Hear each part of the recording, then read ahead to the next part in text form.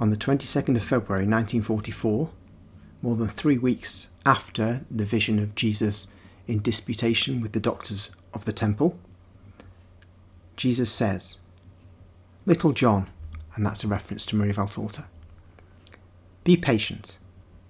There is something else. And let us do it to please your spiritual director and complete the work. I want this work to be handed in tomorrow, Ash Wednesday.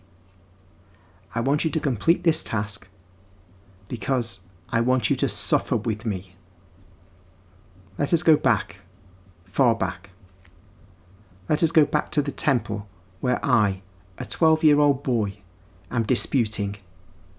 Nay, let us go back to the roads which take one to Jerusalem, and from Jerusalem to the temple.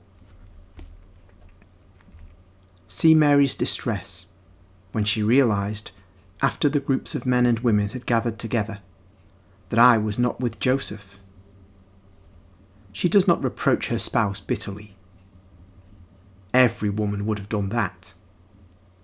You do so for much less, forgetting that man is still the head of the family. But the pain that appears on Mary's face pierces Joseph's heart more than any bitter reproach. Mary does not give vent to dramatic outbursts. You do so for much less, because you love to be noticed and pitied. But her repressed sorrow is so obvious. She starts trembling. Her face turns pale. Her eyes are wide open, and thus she arouses pity, more than any outburst of tears and cries. She's no longer tired or hungry, and yet the journey was a long one, and she has not taken any food for so many hours. But she leaves everything, the bed she was preparing, and the food which was ready to be handed out, and she goes back. It is night. It is dark. It does not matter. Every step takes her back to Jerusalem. She stops the caravans and pilgrims and questions them. Joseph follows her and helps her. A long day's walk back to Jerusalem, and then the feverish search in the town. Where can her Jesus be? And by God's provision, for many hours, she will not know where to look for me. To look for a child in the temple does not make sense. What could a child be doing in the temple? At most, if he'd got lost in town, and his little steps had brought him back there, he would have cried for his mother, and thus would have attracted the attention of people and of the priests, who would have taken the necessary steps to find the parents by means of announcements left at the gates. But there was no announcement. No one in town knew anything of this child. Beautiful? Blonde? Strong? There are so many like that. It is too little to enable anyone to say, "I saw him, he was there or there." Then, after 3 days, the symbol of 3 other days of future anguish, Mary, exhausted, enters the temple, walks along the yards and the halls. Nothing. She runs, the poor mother, whenever she hears the voice of a child. Even the bleating of the lambs gives her the impression that she hears her creature weeping and looking for her. But Jesus is not weeping. He is teaching. All of a sudden, from beyond the barrier of a large group of people, she hears his voice saying, "These stones will vibrate."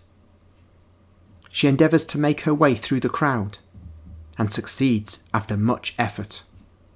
There is her son, standing in the midst of the doctors, with his arms stretched out.